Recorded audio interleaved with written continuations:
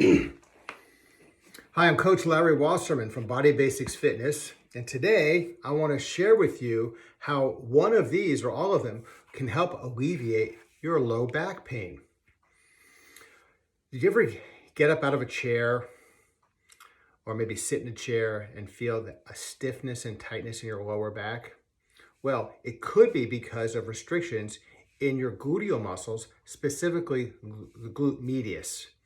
Now, without going into a description of what the glute medius is and how it works and where it's located, I'll simply tell you it's in your butt, just below your belt line, all right? And the glute medius has typically 3 different areas where it can harbor trigger points, okay? These are collagen bundles of tension or adhesions that build up that become pain centers. But what happens is that muscle starts to restrict movement, and then your lower back starts to compensate, and then it's overworking, and that's where the pain comes from.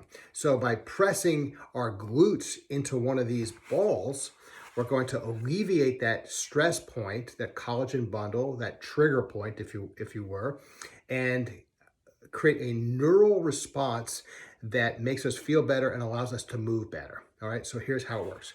We're going to start with this ball against the wall. Now, the difference between these 3 is that this is big, these are small, this is really soft, this is a squishy ball, this is a practice baseball, and this is a lacrosse ball, which is very hard and very unforgiving. When I lean on this and I press into it, the tissue yields to a point. That may be enough. If it's not, because it has such a broad surface area, we need to drill down a little deeper to a ball that will really press into that tissue. If you're just starting out, this might be too hard because it hurts. The more it hurts, probably the more you need it. But if we can find that balance between a lot of discomfort and a little discomfort, and do this with some consistency over time, we'll eventually work our way to this, even though we're starting with this. And then the lacrosse ball is something that, for example, I have one in my glove box in my car. I keep one in my golf bag. You never know when you're going to need it, but when you do, you know you've got it. All right, so let's start. I'm going to take this ball. By the way, this is a foam rolling ball. It's the same material as a foam roller. Like you took a big block of it and you used like a big melon scoop, okay? I really love these. Retail, they're about 25 to 30 bucks, okay? By the way, you can do a whole lot with this. So I'm going to go against a wall here. Now I could do this lying on the floor too, but I'm going to use a wall to demonstrate. I'm going to place this right at the top of my butt, and then place that against the wall. Make sure I'm good and balanced so I don't fall off. And I'm just gonna roll my hip, press my hip into it. The further my feet are away from the wall, the more pressure I can push in. I'm looking for tender spots, and I'm gonna work that ridge. Again, just imagine here's my belt line. I'm just underneath it and digging in, okay? Now, I got nothing there. So I'm going to go right to the lacrosse ball because I know what this one will do. Place it between the wall and your hip, and then dig in, and right away I'm thinking like, whoa, hello. Okay, that's painful. I'm going to stop on that painful point and just breathe. Breathe in and breathe out. And my body is perceiving this like it's an invasion. I want to send a signal that everything's fine, I'm relaxed. And I can do that by slow, deep breathing. So I don't shift into fight or flight. But I want to stay in rest and digest. And if I keep breathing, the tissue begins to yield and relax. I would say on each painful point, if you're really extreme here, spend 15 seconds, 20 seconds, and then move on. Move slowly.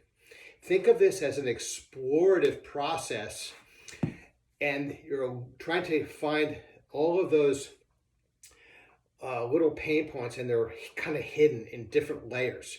And you want to explore every nook and cranny of your glute, okay, if you can. You have to reposition it, position it lower, okay? And you're probably gonna come down to where you feel that bone that moves right through the middle of your butt, okay? That's your sits bone or ischial tuberosity.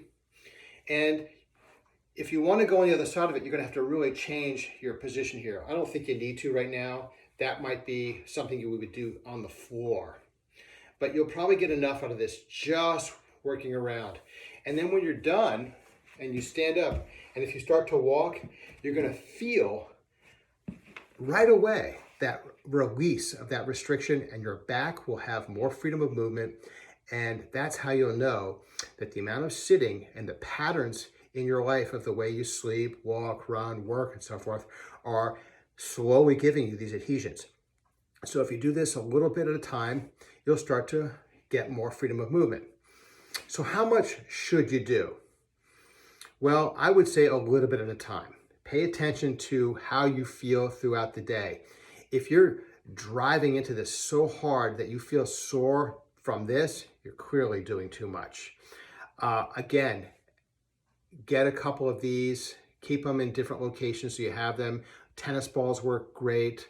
Lacrosse balls are I think the ideal, but if you want something softer, go to Target or Walmart, go to the sporting goods section and see if you can find some practice baseballs or pinky balls or anything like that, and then you'll be good to go.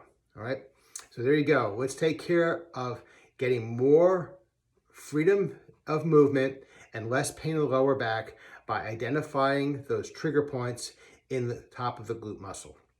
I'm Coach Larry Wasserman. Thank you for stopping by. I'll see you next time.